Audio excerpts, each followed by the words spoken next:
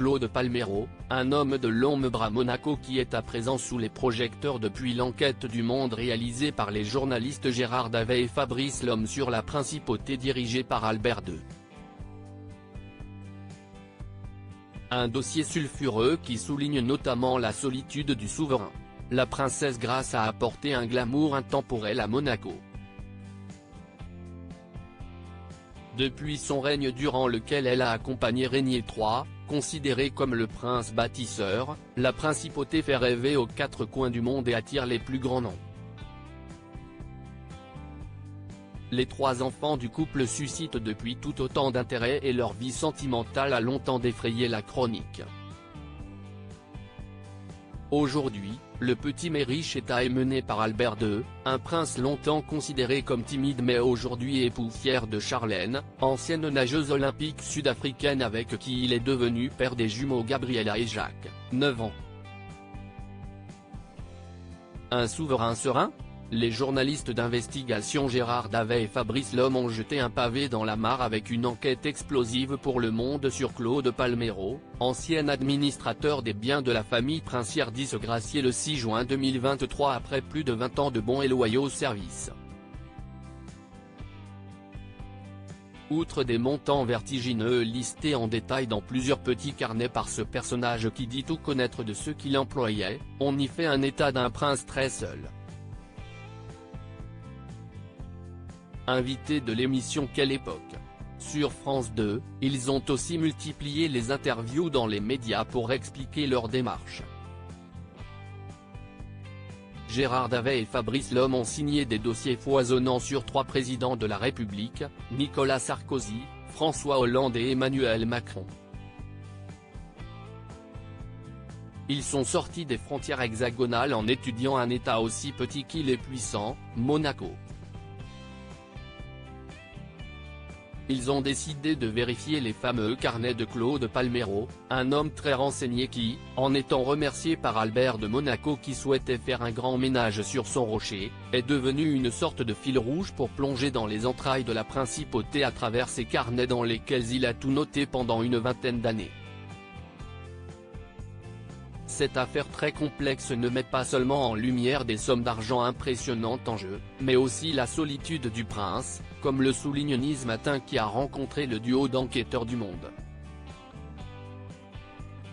Gérard Davet a rebondi sur la question, ses sœurs, Caroline et Stéphanie, d'un côté, Charlène de l'autre, les mères de ses enfants illégitimes, Nicole Coste et Tamara Jean Rotolo, qui ont respectivement donné naissance à Alexandre et Jasmine Grace, ses amis, les businessmen, le prince est constamment au milieu de luttes d'influence et il doit arbitrer. D'après l'enquête du Monde, l'influence de son ex-bras droit est contestée par ses sœurs qui lui trouvent trop de poids dans les décisions du Rocher, outré qu'un obscur comptable épie et contrôle leurs dépenses. Par ailleurs, ces anciennes liaisons sont très exigeantes sur ce que le prince doit à ses enfants naturels tandis que les dépenses de Charlène sont dans le viseur. Sans parler de tout ce qui concerne la succession d'Albert et le partage de l'héritage. Une affaire médiatique qui succède à celle des dossiers du Rocher survenue en 2022 quand un mystérieux site internet a divulgué des documents confidentiels mettant en cause des personnalités monégasques et révélant des luttes d'influence sur fond d'enjeux immobiliers énormes. Le prince Albert n'est pas resté muet face à cette enquête du Monde. Il souhaitait dire sa vérité en transmettant sa parole par son avocat, me Jean-Michel Darrois, et a répondu au nom de son épouse, de ses sœurs, et de ses neveux et nièces avec qui il veut toujours s'afficher soudé, contre vent et marée. La réaction du prince Albert II de Monaco. Les prérogatives de Claude Palmero ne l'autorisaient pas à parler en mon nom, ce qu'il a fait de plus en plus régulièrement, refusant même, par moments, de relayer mes décisions. Ses devoirs lui imposaient une discrétion absolue, que ses déclarations publiques ont violée. Il lui imposait également une loyauté que les derniers propos inacceptables qu'il m'a tenus ont foulé aux pieds. En me séparant de M. Palmero, j'ai exercé le pouvoir de choisir l'administrateur des biens de mon choix.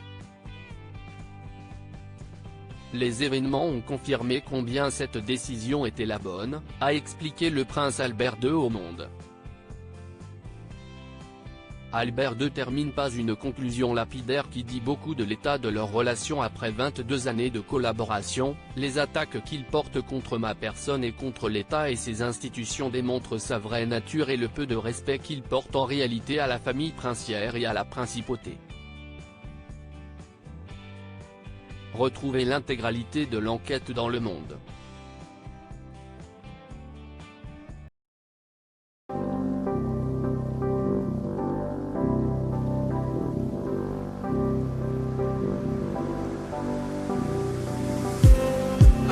Just